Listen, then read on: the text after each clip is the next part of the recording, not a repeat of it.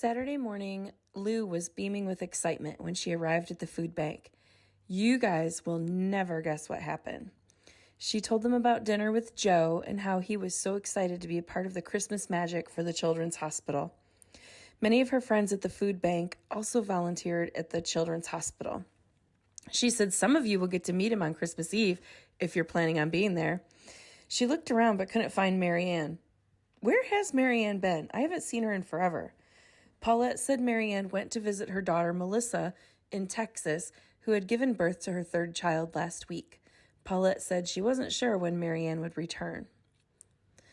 On the way home, Joe called. He asked if Lou had plans that evening. He wanted to show her something cool, he said. She had no idea what that meant, so she asked how should she dress. He said casual and comfortable. That sounded fun already. Joe was going to pick her up at 7 p.m., and they would be having casual dinner too. Lou said she would see him then and promptly went to find something casual and comfortable, but adorable, to wear. She found the perfect outfit. She didn't even know this shirt was in the back of her closet. She remembered getting it for Spirit Week at work. Joe arrived in a little sporty convertible two-seater. He asked if she had ever driven a sports car, and she said, not really. She used to have a Mustang, but it's hardly sporty compared to this car. He tossed her the keys and opened the driver's door for her. Wait, can you drive a stick shift? Lou scoffed at him. Of course I can, and sat down in the driver's seat. Joe chuckled as he went around to the other side and got in the car.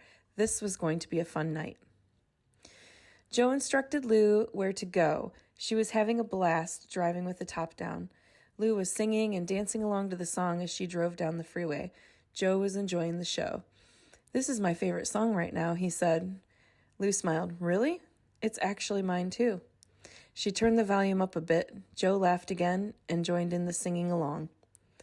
He actually has a nice voice. Take the next exit up here. We're going to be going right at the light. Lou followed the directions and wondered where he was taking her. They were in an industrial area with mostly factories and warehouses. They pulled into a parking lot with a gate. As they approached, a man stepped out of a little building and leaned down. Joe said, Hey, Tim, how's it going? Tim reached over and shook his hand. Hey there, Mr. Joe. Evening, lovely lady. You have a nice evening now. And with that, he opened the gate and Lou drove through. There were a few rows of cars and a giant warehouse. Lou parked in the spot Joe directed her to, and they walked inside the big warehouse. Lou's eyes were wide with shock. Her jaw dropped and she gasped, at the same time covering her mouth with her hand.